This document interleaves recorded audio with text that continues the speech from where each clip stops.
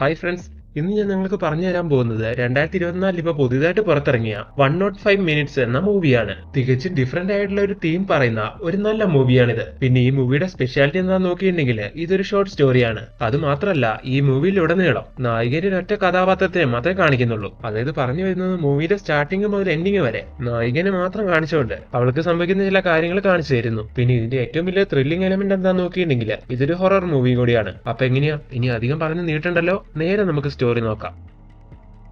മൂവിയുടെ തുടക്കത്തിൽ നമ്മുടെ നായികയായ ജാനുവിനെ കാണിക്കുന്നു. അവളിപ്പോ കാറും കൊണ്ടൊരു പെട്രോൾ പമ്പിലേക്ക് വന്ന് എണ്ണയെല്ലാം അടിക്കുവാണ്. അതിനുശേഷം രാത്രി സമയത്ത് അവൾ കാർ എടുത്ത് അങ്ങനെ പോകുന്ന സമയം കാറിൽ അവളോടൊപ്പം മറ്റാരും ഉള്ളതായിട്ട് അവൾക്ക് ഫീൽ ചെയ്യാൻ തുടങ്ങുന്നു. അങ്ങനെ കുറച്ചു നേരം കഴിയുമ്പോഴേക്കും കാറിന്റെ മിററിലൂടെ ആരും നായികനെ ഇങ്ങനെ തുറച്ചു നോക്കുന്നതായിട്ട് നായിക കാണുവാണ്. അങ്ങനെ ഇപ്പൊ ഇത് കാണുന്ന ജാനു ആണെങ്കിൽ ആകെ ഞെട്ടിപ്പോകുന്നു. നമ്മുടെ നായികയ്ക്ക് ഇനി ഇല്ലാത്ത കുറെ കാര്യങ്ങൾ ഇമാജിൻ ചെയ്യുന്ന ഒരു പ്രശ്നമുണ്ട്. അങ്ങനെ ഇപ്പൊ ഈ കാഴ്ച കണ്ട് നായിക ഒന്ന് ഞെട്ടുന്നുണ്ടെങ്കിലും അതെല്ലാം തന്റെ ആ ഹാലുസിനേഷനെ പുറത്ത് സംഭവിക്കുന്നതെന്ന് വിചാരിച്ച് നായിക കരിമിട്ട് കളയുവാണ്. ഇപ്പൊ രാത്രി 12 മണി കഴിഞ്ഞു. കാറിലിപ്പോ എവിടെയൊക്കെ പോയിക്കൊണ്ടിരിക്കുകയായ നായികയാണെങ്കിൽ ഈ പാതിരാത്രി സമയത്ത് ഇനി അങ്ങനെ വണ്ടി ഓടിക്കാൻ വയ്യ. ഇവിടെ അടുത്ത് തന്റെ ഒരു ഫ്രണ്ടിന്റെ വീടുണ്ട്. ഇന്ന് അവിടെ സ്റ്റേ ചെയ്യാന്ന് വിചാരിച്ച് അവളുടെ ആ വലിയ വീട്ടിലേക്ക് എത്തുവാണ്. അങ്ങനെ വരുന്ന സമയത്ത് നമ്മുടെ നായികയാണെങ്കിൽ ഈ കാര്യം ഫ്രണ്ടിനെ അറിയിക്കാൻ വേണ്ടി അവളെ കോൾ ചെയ്യുന്നുണ്ടായിരുന്നു. എന്നാൽ അവളെ കോൾ എടുക്കുന്നുണ്ടായിരുന്നില്ല. എന്തായാലും ഫ്രണ്ട് വീട്ടിലുണ്ടാവുന്ന ഒരു പ്രതീക്ഷയുടെ പുറത്താണ് നായിക ഇപ്പൊ അവിടേക്ക് എത്തിയത്. അങ്ങനെ ഇപ്പൊ എന്തായാലും അവിടെ എത്തി നമ്മുടെ നായികയാണെങ്കിൽ ഫ്രണ്ടിനെ വിളിക്കുവാണ്. എന്നാൽ അവളൊരു അനക്കമില്ല.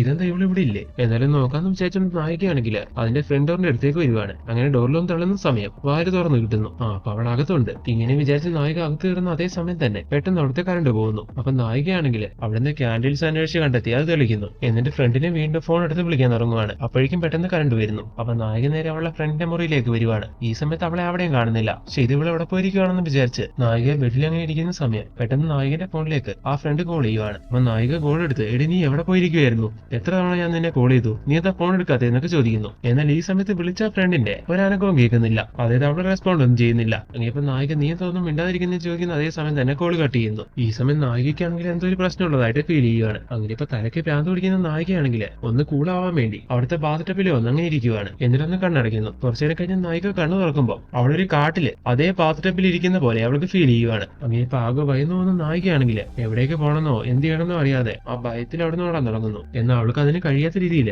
4 ഭാഗത്തും ഇൻവിസിബിൾ ആയിട്ടുള്ള വാൾസ് ഉണ്ടായിരുന്നു. അങ്ങനെ ഇപ്പൊ പുറത്തേക്ക് ഓടാൻ കഴിയാതെ നായിക അതിൽ തട്ടി നിൽക്കുവാണ്. ഈ സമയത്താണ് തൊട്ടപ്പുറത്ത് ഒരു ഗുഹ പോലത്തെ ഒരു സംഭവം നായിക കാണുന്നത്. അങ്ങനെ ഇപ്പൊ നായിക ഇത് ഇവിടുന്ന് രക്ഷപ്പെടാനുള്ള ഒരു വേ ആയിരിക്കും എന്ന് വിചാരിച്ച് അതിലൂടെ ഇറങ്ങാൻ തുടങ്ങുന്ന അതേ സമയം തന്നെ അവൾ ആ വീടിന്റെ സ്റ്റെയറിലേക്ക് എത്തുന്നു. ഇപ്പോഴാണ് നായികയ്ക്ക് സമാധാനമാവുന്നത്. അങ്ങനെ ഇപ്പൊ എന്തായാലും ഈ ഒരു കാര്യം കൊണ്ട് ആകെ ഭയന്നു പോയ നായികയാണെങ്കിൽ അതിനുശേഷം ആ സ്റ്റെയറിന് അടിയിൽ വന്ന് ആകെ പേടിച്ച് ഭയന്ന് അങ്ങനെ ഇരിക്കുവാണ്. ഈ സമയം നായികനെ ആരോ ജാനു എന്ന് ഒരു ആണിന്റെ ശബ്ദത്തിൽ വിളിക്കുന്നു. ഇത് കേട്ട നായികയാണെങ്കിൽ ഡോർ തുറന്ന് പുറത്തേക്ക് ഓടാൻ ശ്രമിക്കുവാണ്. എന്നാൽ അവൾക്ക് അതിന് കഴിയുന്നില്ല. ഇതേ സമയം തന്നെ ഏതൊരു രൂപം വന്ന് നായികനെ അവിടേക്ക് പിടിച്ചു വലിച്ചിടുന്നു. അപ്പൊ നായിക അവിടുത്തെ അലമാരിന്റെ കണ്ണാടി കാണുവാണ്. നായികന്റെ അതേ രൂപത്തിലുള്ള ഒരു പെണ്ണ് കഴുത്തിലും കാതിലെല്ലാം ഒരുപാട് സ്വർണ്ണാഭരണങ്ങളെല്ലാം അണിഞ്ഞ് അങ്ങനെ നിൽക്കുന്നത്. ഇതുകൊണ്ട് നായിക ഒന്നും മനസ്സിലാവാതെ അതങ്ങനെ നോക്കി നിൽക്കുന്ന സമയം ആ കണ്ണാടിയിലുള്ള രൂപം ആ കണ്ണാടിയിൽ തലയടിച്ച് കണ്ണാടി എല്ലാം പൊട്ടിക്കുവാണ്. കണ്ണാടി പൊട്ടുന്ന അതേ സമയം തന്നെ ആ ചില്ലികളെല്ലാം കുത്തിക്കേറി നായികന്റെ തലയാണ് മുറിയുന്നത്. അതായത് ആ രൂപം അങ്ങനെ ചെയ്യുമ്പോഴെല്ലാം ചുമ്മാ നിൽക്കുന്ന നായികന്റെ തലയെ കൂടി ബ്ലഡ് വരുന്നു. അങ്ങനെ ഇപ്പൊ ഈ സംഭവിക്കുന്ന കാര്യങ്ങൾ കൊണ്ടെല്ലാം തന്നെ ആകെ ഭയന്ന് വരച്ച് നായിക അവിടുത്തെ ഹാളിലേക്ക് ഓടി വരുന്നു. ഈ സമയത്ത് ആ മെയിൽ വോയിസ് വീണ്ടും കേൾക്കാൻ തുടങ്ങുവാണ്.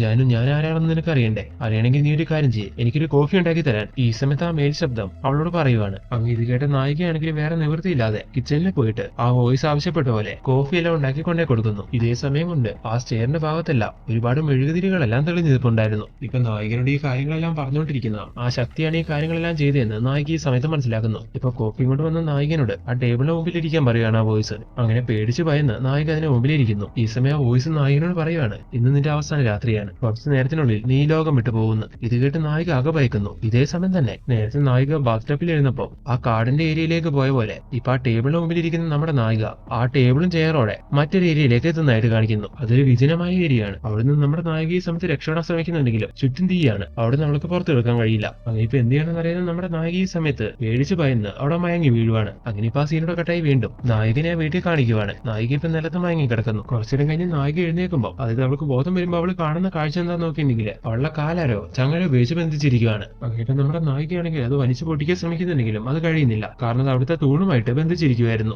ഇപ്പൊ നായിക അത് പൊട്ടിക്കാൻ വേണ്ടി ഒരുപാട് ശ്രമിക്കുന്നുണ്ടെങ്കിലും ഈ സമയത്ത് അതിലൊരു ആണി അവളുടെ കാലിൽ കുത്തി കയറുന്നു. ഇതേ സമയം തന്നെ ആ മെയിൽ വോയിസ് നായികനോട് എന്തൊക്കെയോ സംസാരിക്കുന്നുണ്ട്. അപ്പോഴും നായികയാണെങ്കിൽ തോറ്റു പിന്മാറാൻ തയ്യാറായിട്ടില്ല.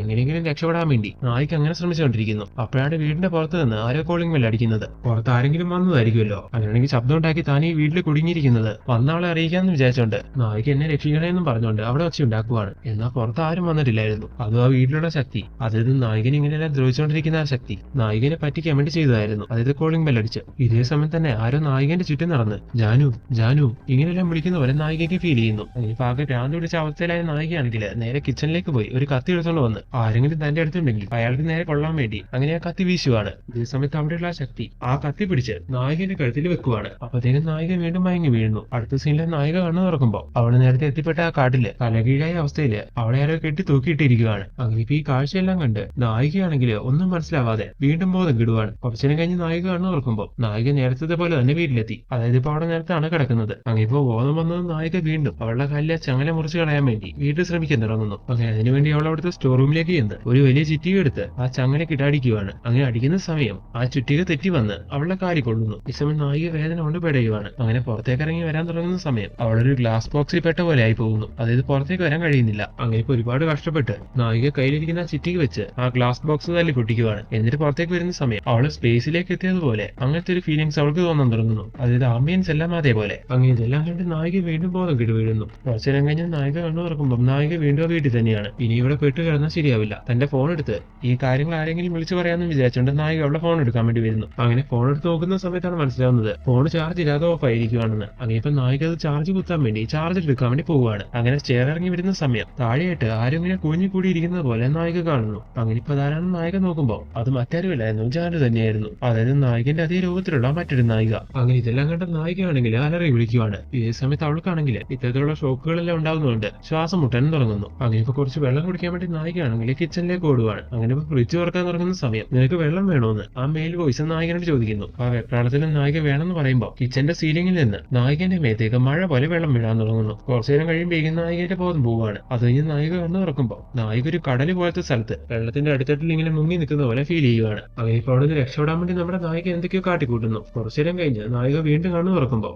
നായിക ഉള്ളത് ആ വീട്ടിലൊരു മുറിയിലാണ്. അങ്ങനെ ഇപ്പൊ നായിക ആ മുറിയിൽ നിന്ന് നേരെ ഹാളിലേക്ക് ഇറങ്ങി വരുന്നു. ഈ സമയത്ത് ഹാളിലെ ടിവിയില് നായിക അവളെ തന്നെ കാണുവാണ്. അതായത് ആ ടിവിയിലെ അവളിപ്പോ കാലിലുണ്ടായിരുന്ന ചങ്ങല പൊട്ടിച്ച് അത് കഴുത്തിലൂടെ ഇട്ട് മുറുക്കി സ്വയം മരിക്കുവാണ്. ഇത് കാണുന്ന നമ്മുടെ ഒറിജിനൽ നായികയാണെങ്കിൽ ടിവിയിൽ നടക്കുന്ന ആ കാഴ്ച കണ്ട് ഭയന്ന് വിറച്ച് കരയാൻ തുടങ്ങുന്നു. ഇതേ സമയം മെയിൽ വോയിസ് നായികനോട് പറയാണ്, ഈ ടിവിയിൽ കാണുന്നത് തന്നെയാണ് നിന്റെ വിധി. സോ ഇങ്ങനെ നീ മരിച്ചാൽ മാത്രമേ നിനക്ക് ഇതിൽ നിന്നൊരു മോചനം ഉണ്ടാവുള്ളൂ. ഇത് കേട്ട നായികയാണെങ്കിൽ എന്ത് ചെയ്യണമെന്ന് അറിയാതെ വീണ്ടും അവിടെ ഇരുന്ന് കരയാൻ തുടങ്ങുന്നു. ഇതേ സമയം നമ്മുടെ നായികയാണെങ്കിൽ അവിടെ അടുത്ത് കൂടി ഒരു ചെറിയ ടണല് പോലത്തെ ഒരു വഴി കാണുവാണ്. ഇത് മിക്കവരോട് നിന്ന് രക്ഷപ്പെടാനുള്ള വഴിയായിരിക്കും എന്ന് വിചാരിച്ച് നമ്മുടെ നായികയാണെങ്കിൽ ഇപ്പൊ അതിലൂടെ ഇറങ്ങി പോകാൻ തുടങ്ങുന്നു. അങ്ങനെ പോയി നമ്മുടെ നായിക ഒരു ഇമാജിനറി റൂമിലേക്ക് എത്തുവാണ്. ഈ സമയം അവിടുത്തെ ഗ്രാഫിക്സ് എല്ലാം കണ്ട് നായികയുടെ തല പെരുക്കുന്നു. അതായത് തല കറങ്ങുന്ന പോലെയും ഇല്യൂഷൻ തോന്നുന്ന പോലെ എല്ലാം അവൾക്ക് ഫീൽ ചെയ്യുവാണ്. അങ്ങനെ ഇപ്പൊ ആകെ ഭ്രാന്ത് പിടിക്കുന്ന നായികയാണെങ്കിൽ ആ റൂമിലുണ്ടായിരുന്ന ഒരു കബോർഡിനകത്ത് കയറി ഒളിക്കുന്നു. ഈ സമയം കബോർഡിൽ വന്നാലെ തട്ടുവാണ്. അപ്പൊ നായിക കബോർഡ് തുറക്കുമ്പോൾ നായിക നേരത്തെ ഒളിച്ചിരുന്ന ആ സ്റ്റെയറിന് താഴേക്ക് നായിക വീണ്ടും എത്തുവാണ്. ഇതേ സമയം നായികനെ ഇത്ര നേരം ഭയപ്പെടുത്തിക്കൊണ്ടിരുന്ന അവിടുത്തെ ആ ശക്തി ആ സ്റ്റെയർ കയറി മുകളിലേക്ക് പോകുന്നതായിട്ട് നായിക ഫീൽ ചെയ്യുന്നു. അങ്ങനെ ഇപ്പൊ അതിന്റെ പുറകെ നായിക കയറി ചെല്ലുവാണ്. അങ്ങനെ അത് പോകുന്നുണ്ടായിരുന്നത് അവിടുത്തെ ടെറസിലേക്കായിരുന്നു. അങ്ങനെ ഇപ്പൊ അവിടേക്ക് എത്തി നമ്മുടെ നായികയാണെങ്കിൽ അവിടെ വെച്ച് അവളുടെ കാലിലുണ്ടായിരുന്ന ചങ്ങല വലിച്ചു പൊട്ടിക്കുന്നു. ഈ സമയത്താണ് നായികയ്ക്ക് മറ്റൊരു കാര്യം ഓർമ്മ വരുന്നത്. നായിക അവിടുത്തെ അലമാരിയിലെ കണ്ണാടിയിൽ ഒരുപാട് സ്വർണ്ണാഭരണങ്ങളെല്ലാം കിടക്കുന്നതായിട്ട് കാണുന്നുണ്ടായിരുന്നല്ലോ.